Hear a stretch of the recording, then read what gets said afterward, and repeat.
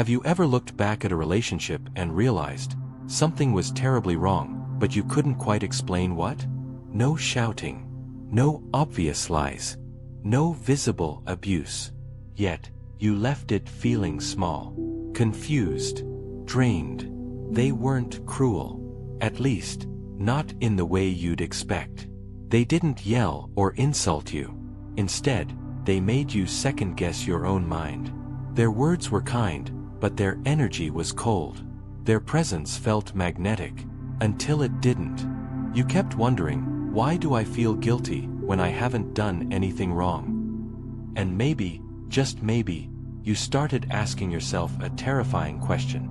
Am I the problem? If this resonates with you, you may have encountered one of the most dangerous personalities of all.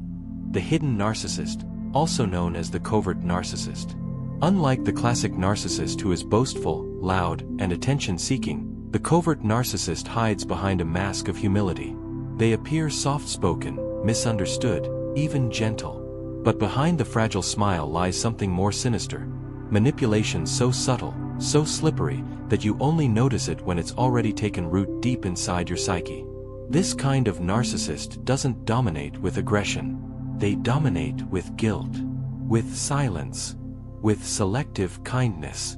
They wear emotional wounds like armor and use your empathy as a leash. They make you feel chosen at first, only to slowly erode your identity, all while pretending they're the ones who are hurting. And the worst part? No one believes you, because they seem so nice, so calm, so wounded. You begin to doubt your own instincts, ignore your inner voice, and justify the growing ache in your chest as your own issues. But you are not broken. And you are not crazy. What you're feeling is real. In this video, we're going to expose the 5 signs you're dealing with a hidden narcissist. We'll explore the deep psychological games they play, how they hide in plain sight, and how they target emotionally intelligent people, especially empaths. This isn't just a list. It's a mirror. One that will help you see what was hidden, name what was nameless, and begin reclaiming your power. So take a deep breath. You're about to uncover the truth, one sign at a time. Because awareness isn't just the first step. It's the doorway to your healing. In modern culture, the term narcissist has become something of a cliché. We picture them as loud, arrogant, constantly seeking admiration. But what most people don't realize is that narcissism can wear many masks. And the most dangerous version is the one that doesn't look like narcissism at all. The covert narcissist. They're quiet, kind, sometimes spiritual. They talk about their pain, their past trauma, their loneliness. You feel for them. You lean in. You want to help. But soon, the ground starts to shift. They say things that make you doubt yourself, subtly. You feel like you're always explaining your intentions. You begin walking on eggshells. And yet, they never raise their voice. Never demand. Never threaten. They just quietly manipulate. Carl Jung once said, "People will do anything, no matter how absurd, to avoid facing their own soul." Covert narcissists are the embodiment of this truth. They build an identity around victimhood and emotional pain, not to heal, but to control. Unlike the overt narcissist who thrives on admiration, the covert narcissist thrives on emotional dependency. They don't want your applause. They want your sympathy, and eventually, your obedience. Here's the cruel paradox. The more compassionate you are, the more vulnerable you become to their tactics. Empaths, people who feel deeply and instinctively care for others, are often the ones who fall hardest into their traps. Because covert narcissists don't attack. They need. They hurt. They make you feel important, because you can save them. But in truth, they're not looking for healing. They're looking for someone to carry their unresolved pain, for someone to be their emotional host. And once you step into that role, they begin to drain you, silently and systematically. They'll never say you're wrong, but they'll imply it. They'll never forbid you from expressing yourself, but they'll withdraw affection when you do. They'll share just enough of their past wounds to keep you invested, but never enough to truly be vulnerable. Their most powerful weapon. Ambiguity. You never quite know where you stand with them. You never feel safe enough to relax. You start managing their moods like a full-time job. Psychologically, what's happening is projection. According to Jungian psychology, the covert narcissist is disconnected from their shadow, the dark, rejected aspects of the self. Rather than confront their own insecurity, envy, rage, or shame, they project it onto others. And in the process, they force you to carry the emotional burden they refuse to acknowledge. You become the sensitive one, the needy one, the difficult one. But it's not about you. It never was. This is the mechanism of emotional transference, where they offload what they can't handle, and you, as an empath, absorb it unconsciously. This psychological dance is often invisible to outsiders. Even therapists can miss it, because it looks like care, like compromise, like intimacy, but it's not. It's control through confusion. And once you begin to question your own reality, that's when they know they have you. In the next section, we'll break down the exact tactics they use. The red flags that don't scream, but whisper. The 5 signs that you're not just dealing with a difficult person, but a hidden narcissist. So if you've ever walked away from someone feeling like a shell of who you were, keep watching. This is the truth you've been waiting to name. The covert narcissist is not obvious. That's what makes them so dangerous. Their manipulation isn't loud, it's subtle. It doesn't confront, it corrodes. And their tactics are so psychologically layered that unless you understand the blueprint, you won't even know you've been controlled. Let's break down the first 3 of 5 major signs that you're dealing with. 1. Each a red flag wrapped in false warmth. Sign 1. They weaponize vulnerability to trap you. At first, they seem emotionally available. They share their pain quickly. You learn about the trauma from their childhood, the betrayals from exes, the deep loneliness they've always felt.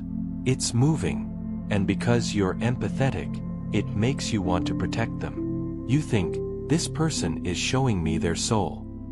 But what they're really doing is speeding up intimacy to create emotional dependency. This is not real vulnerability. It's a performance with a purpose. Carl Jung spoke of the persona, the mask we wear to the world. For covert narcissists, their mask isn't confidence, it's pain. And that pain is used to pull you into a caretaker role. They know exactly what kind of story will activate your compassion. And once you're hooked, the dynamic subtly shifts. You're no longer relating to an equal. You're relating to someone you need to fix. You stop focusing on your own needs because theirs seems so much greater. You begin to define your worth by how well you can manage their pain. But no matter what you do, it's never enough. That's because the wound they're showing you isn't meant to be healed, it's meant to keep you tethered. Sign 2. They subtly gaslight you until you no longer trust yourself. Classic gaslighting is loud and aggressive. Covert gaslighting is quiet and disguised as concern. You express a need and they say, "Are you sure you're not just overthinking this?" You set a boundary and they respond, "I thought you were more understanding." You bring up something that hurt you and they sigh, "I can't believe you'd think I'd ever want to hurt you." Over time, you begin to question your memory, your emotions, your perception of reality. You feel crazy, not because they yelled at you, but because they questioned you in ways that made you question yourself. This is emotional erosion by 1,000 cuts. And here's the twist, they act hurt when you bring up your confusion. Suddenly, you're the aggressor. You're the one projecting. You're the one bringing drama. Carl Jung warned that what we don't bring to consciousness appears in our lives as fate. The covert narcissist is someone who refuses to examine their inner chaos, and instead creates chaos in your mind to avoid their own. Their subtle gaslighting isn't about making you feel insane. It's about making you emotionally dependent on them for truth. Sign 3. They mirror your deepest desires, then withhold them. When you first meet them, it's magical. You have the same dreams, the same values, the same emotional language. It feels like coming home. but it's not real. What they're doing is called mirroring, subconsciously scanning your values and reflecting them back to you. This creates an illusion of deep compatibility. You think, no one has ever understood me like this. But the truth is, they don't understand you. They're imitating you. This mirroring builds rapid trust. You open up more. You let down your guard. You invest. And just when you think you're safe, the mask slips. They withdraw. They criticize. They change the script. The traits they once celebrated in you become inconvenient. The empathy they admired becomes too emotional. The passion they matched becomes too intense. And you're left scrambling to understand what changed. But nothing changed, except the mask. The mirroring was never about connection. It was about control. Jung described this as projection of the false self, a construction designed not to relate but to lure. Once you're emotionally invested, they no longer need to mirror you. Instead, they begin shaping you. Or more accurately, dismantling you. Sign 4. They create confusion through inconsistency. Covert narcissists are masters of unpredictability. One day they're deeply affectionate, present, and affirming. The next, they're cold, distant, distracted. You never know what version of them you'll get. This inconsistency is not random. It's a psychological trap. It creates what's called intermittent reinforcement, a pattern proven to be the most powerful form of conditioning. Your brain starts associating random kindness with emotional survival. You start chasing the good days, working harder, loving deeper, walking on eggshells to avoid the next withdrawal. And even when the affection returns, it's short-lived. But the memory of that warmth keeps you stuck in the loop. Carl Jung spoke of the inner conflict between the ego and the shadow, the parts of ourselves we disown. The covert narcissist projects that conflict outward. Their inconsistency is not just a behavioral pattern, it's a reflection of the war inside them. When they feel shame, they punish you. When they feel envy, they withhold. When they feel fear, they disappear. And because they never explain their shifts, you blame yourself. You analyze everything you said, everything you didn't say. You lose touch with your emotional center. And that's exactly where they want you. Off balance, insecure, and dependent. It's important to understand that this inconsistency is not a result of trauma alone. Many people have trauma and still choose accountability. What makes the covert narcissist dangerous is their refusal to acknowledge the impact they have on others. They don't own their shadows, they outsource them. Sign 5. They drain your energy by turning every interaction into a psychological transaction. At first, they're attentive, curious. They ask questions about your life, your dreams, your wounds. But slowly, every conversation becomes about them. You start to notice that your wins are met with silence, or worse, subtle competition. Your struggles are dismissed unless they can relate them back to their own pain. You become an emotional supply line, feeding their fragile ego with your presence, your validation, your energy. But you never feel replenished in return. Carl Jung believed that the path to wholeness required integrating the parts of ourselves we've rejected. Covert narcissists refuse that path. Instead, they rely on others to do the emotional labor they won't do for themselves. In relationships, they become takers. Not obviously, but constantly. You find yourself tired after every interaction. You dread bringing up your needs because it always circles back to how you're making them feel unsafe. Even your joy begins to shrink because they don't celebrate it. They tolerate it. And only when it doesn't outshine theirs. This dynamic is subtle but profound. Over time, it leads to emotional burnout. You begin to lose your spark. You become anxious, hypervigilant, even depressed. And you don't understand why. Because they never did anything that bad. But that's the trap. The damage isn't loud. It's cumulative. It happens in whispers, in sighs, in pauses, in subtle judgments that make you question the most beautiful parts of yourself. By the time you recognize all 5 signs, weaponized vulnerability, gaslighting disguised as concern, mirroring turned manipulation, confusing inconsistency, and emotional vampirism. You're already deep in the psychological maze they've built. But awareness cracks the illusion. Once you name the pattern, you begin to reclaim your mind. And from there, your soul. Carl Jung wrote, "Your visions will become clear only when you can look into your own heart. Who looks outside, dreams. Who looks inside, awakes." The journey to healing from a covert narcissist is not just about escaping their grip. It's about looking inward, at the places within you that allowed their story to enter. Not with blame, with radical compassion. Because often, the part of us that stays with a narcissist is the part still looking for the love we didn't get, the validation we were denied, the safety we never knew. But once you begin to meet that part of yourself, you no longer need someone else to rescue it. And that is the beginning of your awakening. Her name was Elise. At 31, she considered herself emotionally intelligent. She had read Jung, practiced mindfulness, gone to therapy. She thought she knew how to recognize red flags. But then she met Aiden. He was soft-spoken, creative, thoughtful in ways that felt rare. On their first date, he brought up his relationship with his mother, his struggles with anxiety, the loneliness he carried through most of his adult life. Elise didn't see this as a warning sign. She saw it as depth.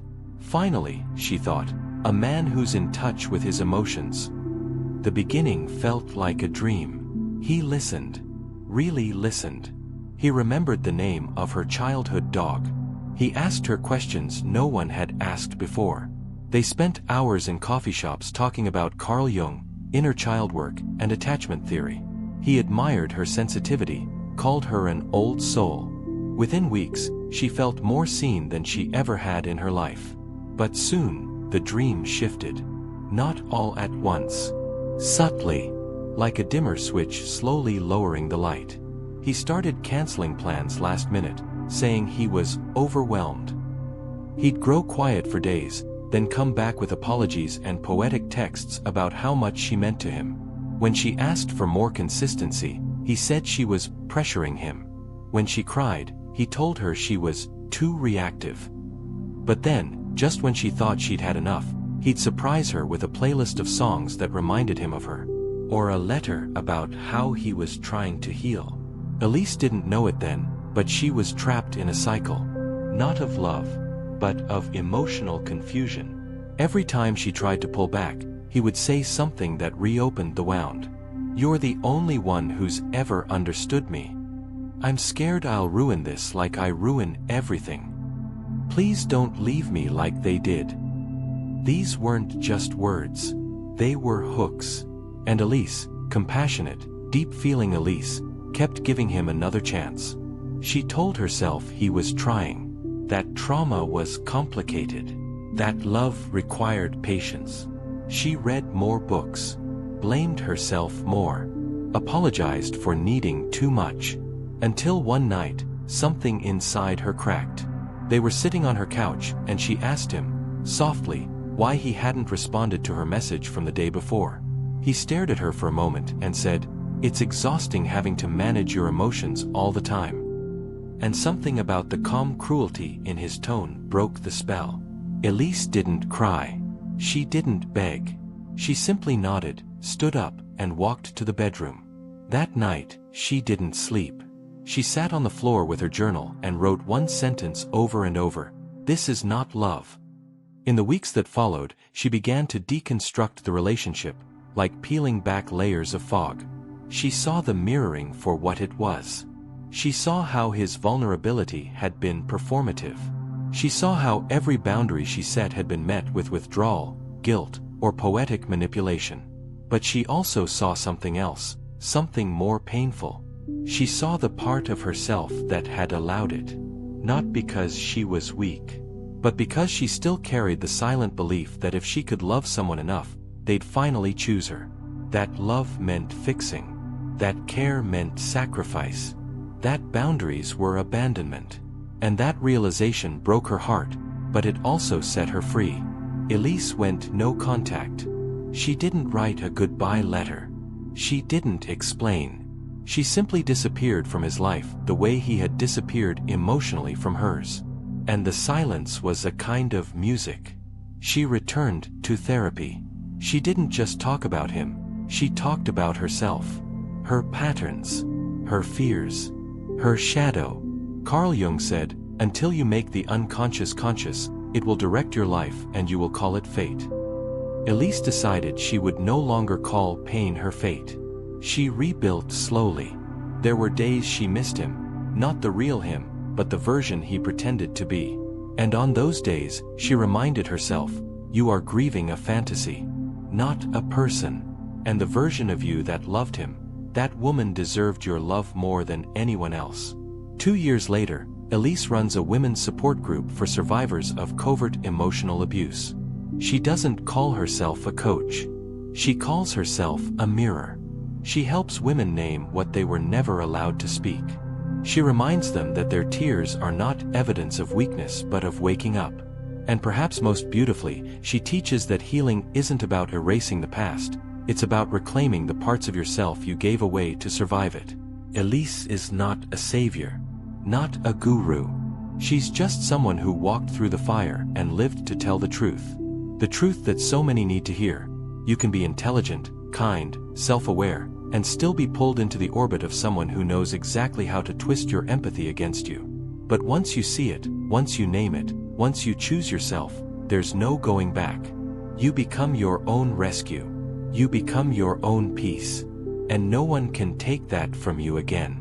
Just when you think it's over, when you've walked away, gone no contact, and started to breathe again, that's when the covert narcissist resurfaces.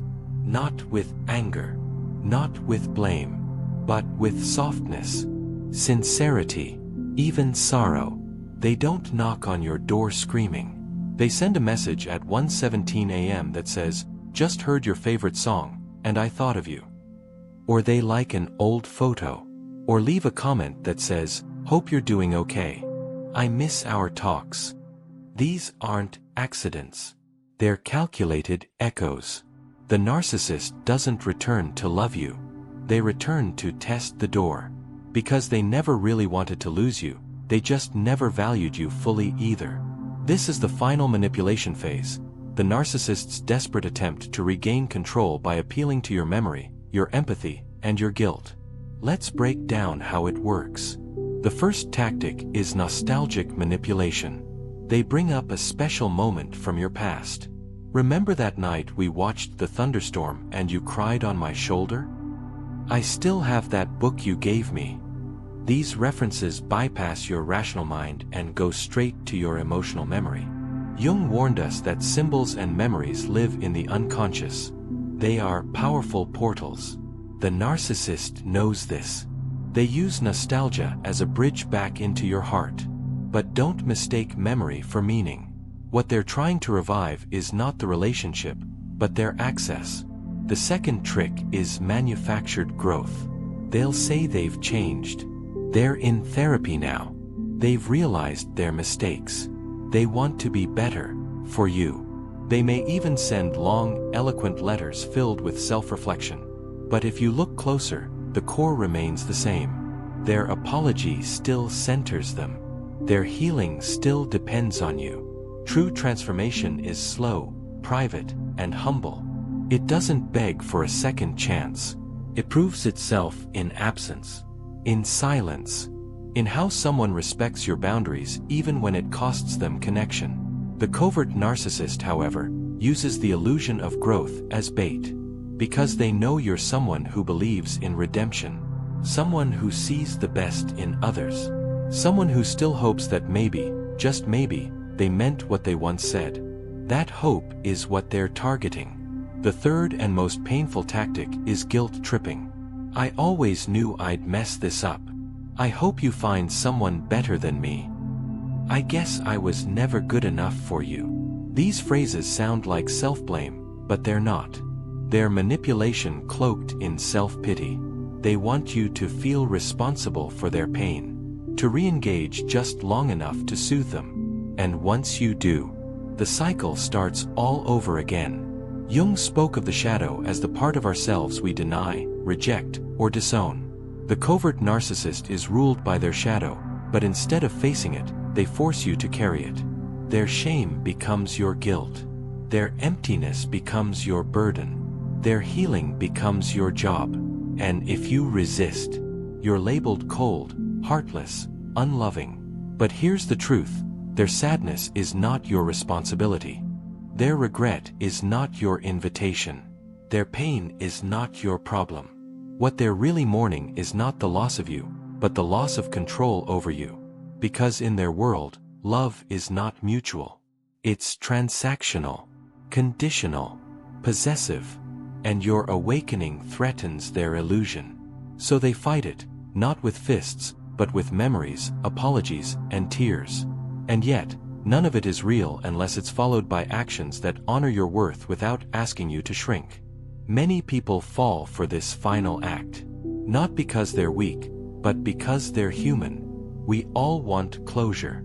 We all want to believe people can change. We all want the version of them we loved to be real. But sometimes, closure isn't a conversation. It's a decision. A choice to let the silence speak louder than words. A choice to trust your body's wisdom, how it clenched around them, how it exhaled the moment they left. A choice to no longer betray yourself for someone who only loved the version of you that stayed small. The final tricks of a covert narcissist are not acts of love. They are acts of fear. Fear of losing their supply. Fear of facing their emptiness. Fear of being truly alone with their unintegrated shadow. You cannot save them. You were never supposed to. Your only job now is to protect the self you nearly lost in the process of trying. And that, perhaps, is the greatest act of love you'll ever give, turning inward, not to fix someone else's damage, but to finally honor your own healing. You've made it to the end, not just of this video, but of a long, confusing, painful chapter in your emotional life. And now, finally, things start to make sense. The sleepless nights. The moments of doubt.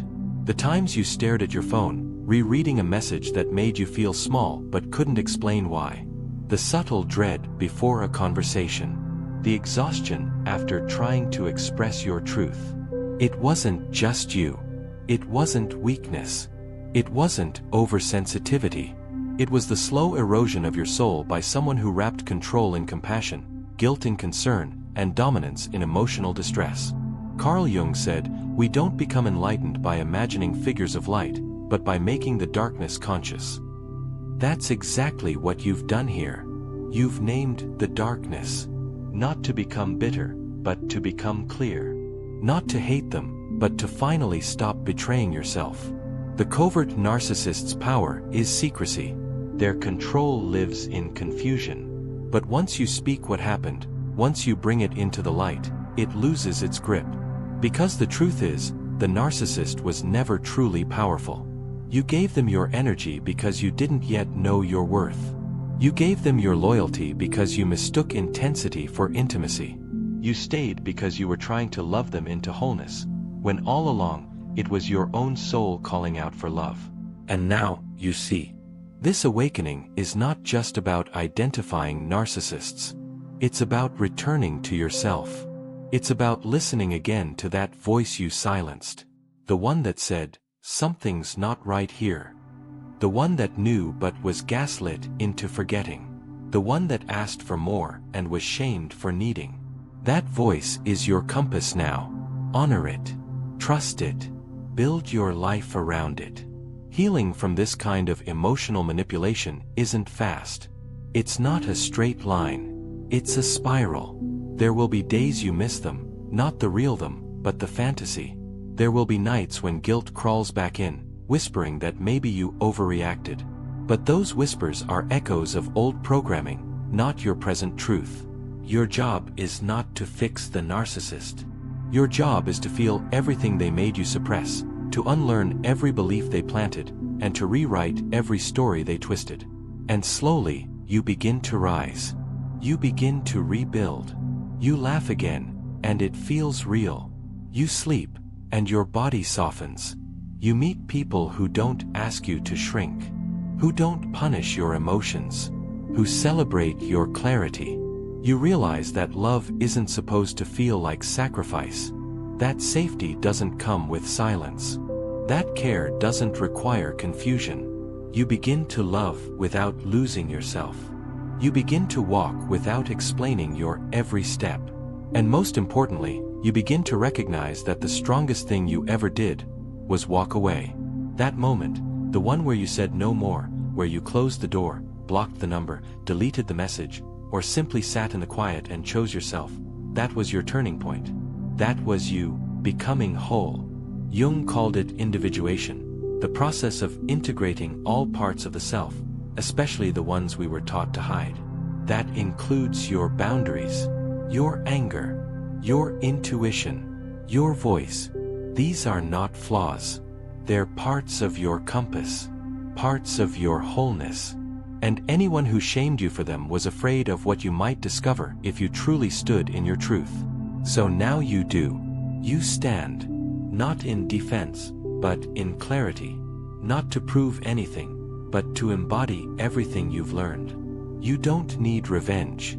You don't need closure. You don't need them to understand. Because you understand. You know who you are. And no mask, no guilt, no whisper from the past can change that now. So here is your reminder, one final time. You are not too much. You are not too sensitive. You are not hard to love. You were simply trying to bloom in a room with no sunlight. And now, you've found the sun. And maybe, just maybe, your story, your voice, your truth will help someone else find theirs too. So don't hide it. Share it. Reclaim it. Stand in it. Speak it. Because every time we name what was once hidden, we weaken the power of those who used silence as their weapon. And every time we tell the truth, we become a lighthouse for someone else still trapped in the storm. If this message resonated with you, if you saw yourself somewhere in these words, don't let it stop here. Drop a comment below and tell us your story. Your survival might be someone else's lifeline. If you found value in this video, consider subscribing and sharing it with someone who needs to hear this. You never know whose healing journey you might ignite just by pressing send. Thank you for being here. You're not alone. You never were. So now I'll leave you with this. Have you ever loved someone who made you doubt your own reality? And how did you find your way back?